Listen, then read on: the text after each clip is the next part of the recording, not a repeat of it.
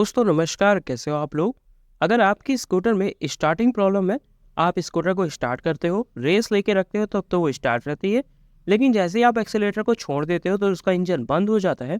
तो इस तरह की प्रॉब्लम को आप कैसे घर पे ठीक कर सकते हो, वो इस वीडियो में मैं आपको बताने वाला हूँ।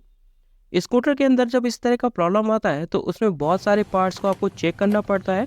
ऐसे में वो पार्ट्स भी खुल जाते हैं जिनको खोलने की ज़रूरत नहीं होती है। तो इसलिए आप ये वीडियो कंप्लीट देखना, इससे हो सकता है आपको कोई हेल्प मिल जाए। इस स्कूटर में प्रॉब्लम है कि जब हम इसको स्टार्ट करते हैं तो स्टार्ट तो ये स्कूटर अच्छे से हो जाता है, लेकिन जो आइडलिंग में रुकना चाहिए वो नहीं रुक पा रहा है। लेकिन जब हम इसका चौंक लेते हैं तब ये कंटिन्यू स्टार्ट रहता है, इसका इंजन अपने आप बंद नहीं होता है। लेकिन हम इसको चौक पे तो चला नहीं सकते हैं क्योंकि इससे बहुत ज़्यादा फ्यूल बर्न होगा, माइलेज प्रॉब्लम आता है। और बैटरी भी बहुत ज़्यादा ड्रेन होती है क्योंकि जब आप बार बार स्कूटर को ऑन करते हो ना, तो इससे बैटरी पे लोड पड़ता है और जो स्कूटर की बैटरी होती है उसकी लाइफ बहुत ही ज़्यादा कम हो जाती है। इस तरह की प्रॉब्लम को सॉल्व करने के लिए हमें इसका सिलेंडर हेड कवर खोलना पड़ेगा। हर स्कूटर को खोलने का तरीका अलग अलग होता है, आप अपनी ऑनर मैनुअल चेक कर सकते हो। इसका ये जो सिलेंडर हेड कवर आप देख रहे हो, ये एल्यूमिनियम का होता है और इसमें दो ये जो बोल्ट लगे हुए हैं, ये 10 mm के बोल्ट होते हैं। इनको ओपन करने के लिए आप या तो डबल साइडेड रिंग स्पैनर का यूज कर सकते हो, या फिर बेस्ट तरीका क्या है कि आपको इस तरह का एक सॉकेट की ज़रूरत पड़ेगी जिससे कि आप इस बोल्ट को ईजिली खोल पाओ। और जब भी आप इस बोल्ट को ओपन करो तो आपको ये ध्यान में रखना होगा कि इंजन कोल्ड कंडीशन में होना चाहिए। अगर ये हीट होगा, गर्म होगा, तो आप जब इसको खोलोगे तो इसकी जो थ्रेड है, जो एल्यूमिनियम में ये टाइट है, वो बहुत जल्दी डैमेज हो जाती है। और ऐसे ही जो सिलेंडर हेड कवर के बोल्ट होते हैं वो स्लिप करने लगते हैं और ऑयल का लीकेज भी शुरू हो जाता है। सिलेंडर हेड कवर को बहुत ही आराम से हम बाहर निकाल लेंगे। इसमें बोल्ट में दो ओरिंग होती है रबड़ की, उसको भी संभाल के हमें रखना होगा। और ये जो आप रबड़ की पैकिंग देख रहे हो, इसको गास्केट बोलते हैं, सिलेंडर हेड गास्केट ये होती है। ये जब ख़राब हो जाती है, पुरानी हो जाती है, तो यहाँ से ऑयल का लीकेज बन जाता है। तो बहुत से स्कूटर जो पुरानी हो जाती हैं उनके अंदर इंजन ऑयल की लीकेज यहीं से होती है। इसको आप रिप्लेस कर सकते हो, ये अथॉराइज्ड डीलरशिप में आपको ओरिजिनल मिल जाएगी और हमेशा ओरिजिनल ही यूज करना चाहिए। इसके बाद हम जो प्रॉब्लम है उस पे आते हैं। तो यहाँ पे देखो, यहाँ पे दो वॉल्व लगे हैं। ये वाला जो आप वॉल्व देख रहे हो, ये इस गाड़ी का इनलेट वॉल्व कहलाता है। इनलेट वॉल्व हमेशा कार्बोरेटर साइड होता है। तो जो आप पेट्रोल और एयर का मिक्सचर ज़्यादा है कंबस्टर चैम्बर में, वो इस वॉल्व के खुलने की वजह से ही जाता है। और इसके ठीक नीचे आप यहाँ पे भी देखोगे तो सेम वॉल्व लगा हुआ है, ये होता है एग्जॉस्ट वॉल्व। वो जो मिक्सचर होता है वो बर्न होने के बाद जो गैस बनती है, वो इसी वॉल्व के खुलने के बाद साइलेंसर के थ्रू बाहर निकल जाती है। तो जो वॉल्व का क्लियरेंस डिस्टर्ब हो जाता है, या तो ज़्यादा हो जाए या कम हो जाए, तो ऐसे में जो वॉल्व होते हैं वो अच्छे से बंद नहीं हो पाते हैं, या फिर टाइट होने पे वो खुले ही रह जाते हैं, जिससे कि कंप्रेशन लीक हो जाता है और गाड़ी आइडलिंग पे नहीं रुकती है। तो इसी गैप को हमें एडजस्ट करना है कंपनी के स्टैंडर्ड के अकॉर्डिंग।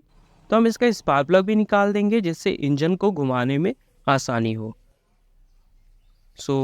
इसको ऐसे ही आप इसका वॉल्व क्लियरेंस सेट नहीं कर सकते हो, इसके लिए आपको पिस्टन को टॉप पे लेके आना पड़ेगा, उसे टीडीसी बोला जाता है। तो इसके लिए आप इस फैन कवर को भी खोल लो, और यहाँ पे आप देखो एक मार्क बना होता है। इस मार्क में हमें इस मैग्नेट को घुमा के उसका टाइमिंग वाला हिस्सा लेके आना होगा। तो हम इस फैन की हेल्प से इंजन को मूव करेंगे, और इसका ये जो मैग्नेट होता है इसके ऊपर दो निशान बना के देती है कंपनी। तो यहाँ पे अगर आप देखोगे तो यहाँ पे टी और एफ लिखा हुआ है।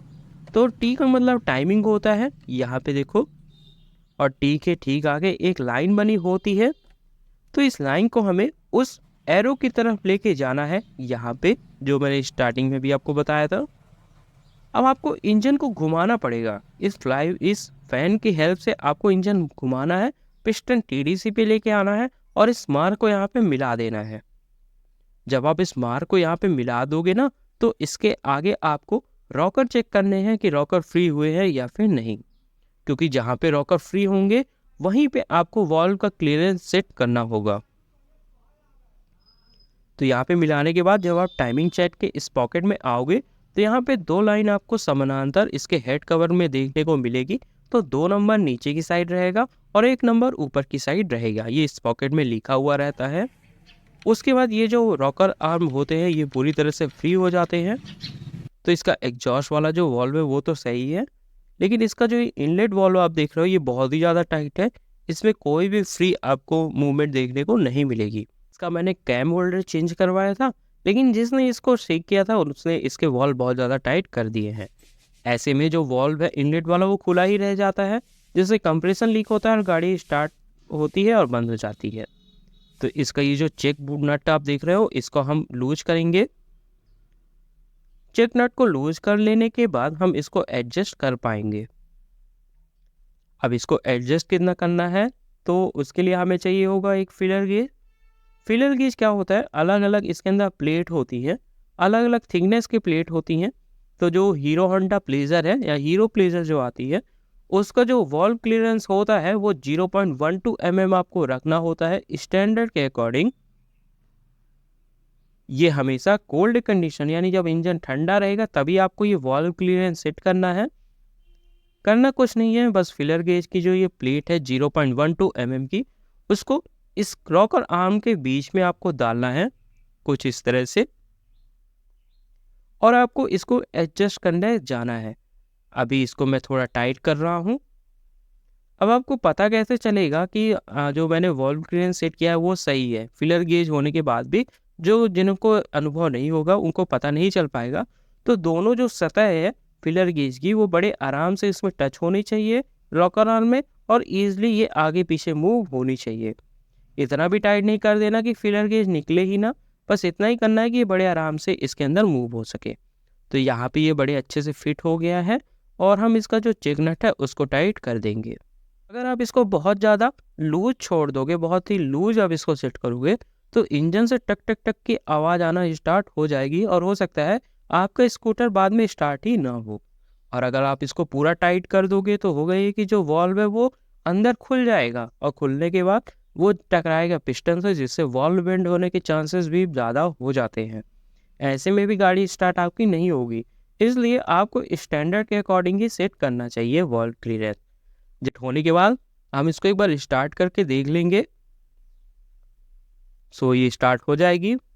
उसके बाद अब हम क्या करेंगे, इसको पूरी तरह से बंद कर देंगे और फिर चेक करते हैं क्या गाड़ी में जो प्रॉब्लम थी वो सॉल्व हुई या फिर नहीं।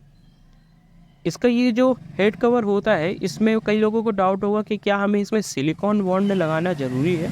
तो इसमें आपको कुछ भी लगाने की ज़रूरत नहीं है, सिर्फ आपको इसमें फ्रेश इंजन ऑयल एक बार लगा लेना है। उससे जब आप इसको फिट करोगे तो ये अच्छे से फिट हो जाएगा। उसके बाद ये जो आप बोल्ट देख रहे हो इनको टाइट करने से पहले इनमें हम थ्रेड लॉक लगाएंगे। थ्रेड लॉक क्या होता है, कुछ इस तरह का ये थ्रेड लॉक होता है, लिक्विड फॉर्म में होता है और ये ब्लू कलर वाला है। इसमें एक रेड कलर का भी आता है पर आपको यहाँ पे ब्लू कलर यूज करना है। इसको लगाने से ये होगा कि ये वाइब्रेशन की वजह से जो बोल्ट है वो लूज नहीं होंगे। आप इसको लगा के जितना टाइट कर दोगे जब आप खोलने जाओगे भविष्य में तो वो उतना ही टाइट रहेगा जितना टाइट आपने किया था। ये अपने आप इसको खुलने नहीं देगा, इसलिए यहाँ पे हम थ्रेड लॉक का यूज कर रहे हैं। क्योंकि जब लूज हो जाता है तो यहाँ से जो इंजन ऑयल लीकेज की प्रॉब्लम होती है वो शुरू हो जाती है। देखो वॉल्व क्लियरेंस सेट करना बहुत ही इजी होता है, बस आपको ध्यान में 2 चीज़ें रखनी है। आपके पास फिलर गेज होना चाहिए और दूसरा आपको ये पता होना चाहिए कि आपका जो पिस्टन है वो टीडीसी यानी टॉप पे कब आएगा। उसके लिए जैसा मैंने मार्क बताया था वो आपको मिला लेना है। लेकिन फिर भी आपको ये समझ में नहीं आता रहा है या आपको कोई डाउट आ रहा है तो आप कमेंट कर लेना वीडियो में, मैं आपको वहाँ पे रिप्लाई दे दूँगा। और जब भी आप वॉल्व क्लियरेंस सेट करना तो हमेशा इंजन ठंडा होना चाहिए। गर्म इंजन में कभी वॉल्व क्लियरेंस सेट नहीं होता है। आप गर्म इंजन में वॉल्व क्लियरेंस सेट करोगे तो जब इंजन ठंडा होगा तो वो वॉल्व क्लियरेंस आपका डिस्टर्ब अपने आप ही हो जाएगा, क्योंकि जब धातु को गर्म करते हो तो उसके आकार में बदलाव होता है। और आपको पता नहीं चल रहा है कि आपकी गाड़ी में कितना वॉल्व क्लियरेंस रहेगा तो नीचे आप कमेंट कर लेना, मैं आपको रिप्लाई दे दूंगा। लेकिन बेस्ट होगा कि आप अपने स्कूटर या मोटरसाइकिल का जो ऑनर मैनुअल है उस पर चेक कर लो, उस पर लिखा रहता है और ये आपको कब करवाना है? आपको ये तभी करवाना है जब आपको पता चले कि वाल्व क्लीयरेंस की वजह से मेरे स्कूटर या मोटरसाइकिल में स्टार्टिंग प्रॉब्लम आ रहा है, पिकअप का प्रॉब्लम आ रहा है या फिर माइलेज का प्रॉब्लम आ रहा है। उसके बाद सारे पाइप पे हम फिट कर देंगे।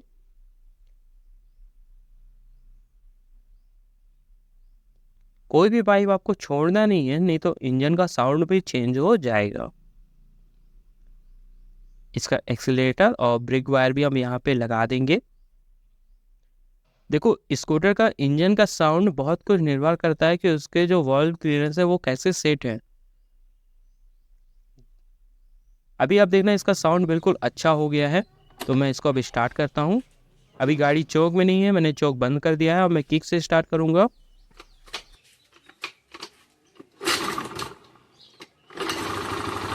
ओके, तो ये स्टार्ट हो गई है और ये आइडलिंग में स्टार्ट है। कई बार होता है कि जो कार्बोरेटर का आरपीएम वाला स्क्रू होता है वो बहुत ज़्यादा आप लूज छोड़ देते हो, तो ऐसे में आप आरपीएम स्क्रू को भी एक बार चेक कर लेना, उसके बाद ये काम करना। अगर आपके पास फिलर गेज नहीं है तो आप क्या करोगे? देखो, फिलर गेज नहीं है तो आप एक सेविंग ब्लेड का यूज कर सकते हो। इसका यूज करोगे तो भी आप वाल्व क्लियरेंस सेट कर सकते हो। बहुत से लोग इसका इस्तेमाल करते हैं और वो चलता भी है, इसलिए मैंने आपको ये बता दिया है। और थ्रेड लॉक लगा सकते हो आप। अगर थ्रेड लॉक नहीं है तो भी काम आपका चल जाएगा। कोई ऐसा नहीं है कि इसको लगाना ही है। तो ये था मेरा एक छोटा सा वीडियो। उम्मीद है ये वीडियो आपको पसंद आया होगा। कोई डाउट है तो कमेंट करना, वीडियो को शेयर करना मत भूलना, चैनल को सब्सक्राइब करना। मिलते हैं अगली वीडियो।